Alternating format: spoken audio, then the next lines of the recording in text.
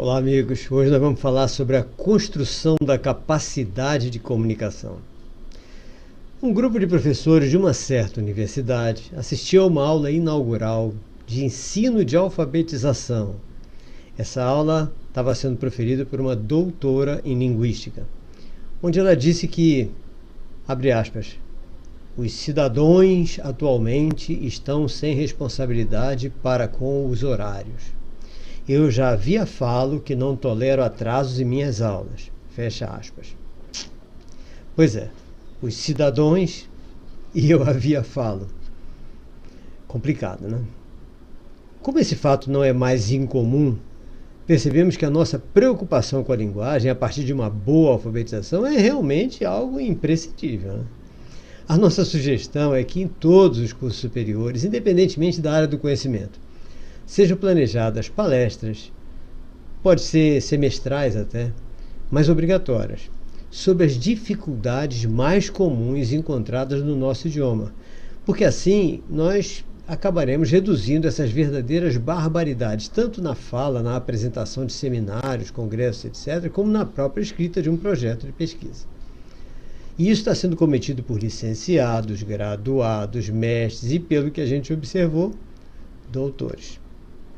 Então vamos iniciar a nossa conversa já numa dúvida que é mais comum nas pessoas mais idosas, já que alguns desses termos são relativamente novos e com significados que antes estavam todos subentendidos no termo alfabetização.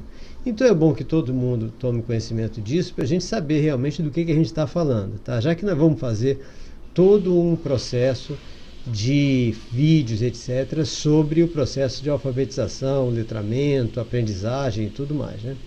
Então vamos lá. O que significa alfabetização?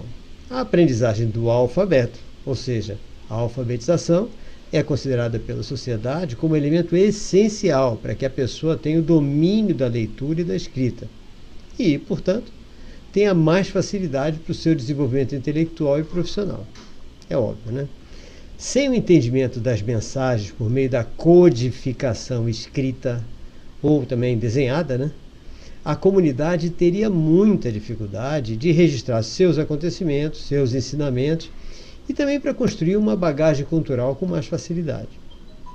Lógico que há exceções, como eu mesmo pude constatar nos meus encontros com um xamã aborígene analfabeto em pleno deserto australiano na década de 70, conforme alguns de vocês já devem ter lido nas orelhas de alguns dos meus livros, né? Naquele caso, todo o imenso conhecimento dele sobre a mente humana já vinha sendo passado oralmente pelos seus antepassados, assim como ele mesmo passava para 3 meninos que acompanhavam ele o tempo todo. Mas, de uma maneira geral, a alfabetização é o que possibilita que tais conhecimentos não se percam no tempo. E a alfabetização não se esgota no conhecimento das letras, das sílabas, das palavras, das frases, nem mesmo no ato de ler e de escrever. A alfabetização deve incluir a capacidade de compreender e interpretar para que surja a possibilidade da elaboração de um pensamento crítico, assim como a ressignificação do conteúdo, a elaboração de sínteses do conhecimento adquirido e, principalmente, lógico, a produção do seu próprio conhecimento. Um processo eficaz de alfabetização deve dar condições ao indivíduo de compreender com mais facilidade todas as informações que estão à sua disposição. Além, lógico, de estimular esse cara a ler e escrever sobre tudo aquilo que ele vivencia e assim, logicamente, ele vai ser muito mais útil a ele mesmo e à sociedade. E isso pode significar o quê? Que está sendo construída uma vida com verdadeiro significado e, portanto, trazer para ele felicidade. Então, essa é a alfabetização. É o que nós todos sabíamos que era. Nós, mais velhos, só não sabíamos o que significava letramento porque isso surgiu na década de 80. Então, quem é de antes disso e não está se atualizando nem sabe o que significa letramento. Um dos possíveis significados diz que a pessoa é considerada letrada quando convive com a prática da leitura e da escrita. Agora, veja uma coisa interessante. Mesmo que ela não seja alfabetizada. Um dos exemplos disso é o filho, ainda não alfabetizado, ouvindo as histórias contadas por seu pai. Essa criança está em processo de letramento e só mais tarde ela vai iniciar o processo de alfabetização. Interessante, né? Ela está sendo letrada, mas não foi alfabetizada ainda.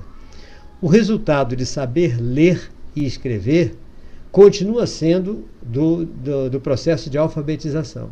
Agora, o domínio da leitura e escrita, que vai permitir o uso dela com competência no meio social, passa a ser o objetivo do letramento. Entenderam? Então esse é o letramento. Mas tem também um outro termo aí muito interessante, que é o multiletramento. Esse termo, multiletramento, surgiu 10 anos depois, já na década de 90.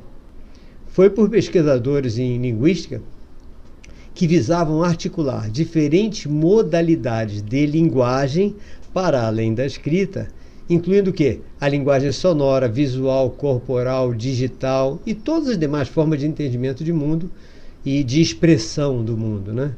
Atualmente, quando nós temos uma variedade muito grande de formas de receber e produzir informações, o indivíduo naturalmente vai acabar incorporando esse multiletramento na sua cultura linguística, não há dúvida. Agora, isso é muito importante para as crianças com dificuldade de aprendizagem, autista, TDAH, disléxico, descalcúlico, etc.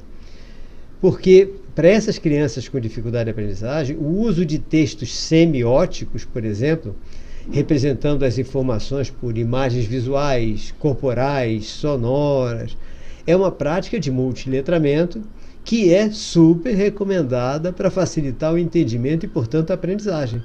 Para autistas, para disléxico, para descalcúlico, é exatamente essa forma de multiletramento que mais se aplica a todos eles, né? Então, amigos, pelo que a gente vê, nós precisamos mesmo dar mais ênfase a todo o ensino inicial da criança, para evitar que mais tarde nossos filhos ou nossos alunos venham nos dar o desprazer de não saber se comunicar corretamente, de cometer erros graves e, por vezes, até distorcendo o sentido das mensagens escritas e faladas. Então, essa é a nossa missão. Vamos ver se a gente começa a ter mais atenção a esse ensino, que ele é primordial para uma sociedade mais bem construída em termos de conhecimento, comunicação, socialização. Até mais, gente. Nos vemos no próximo vídeo.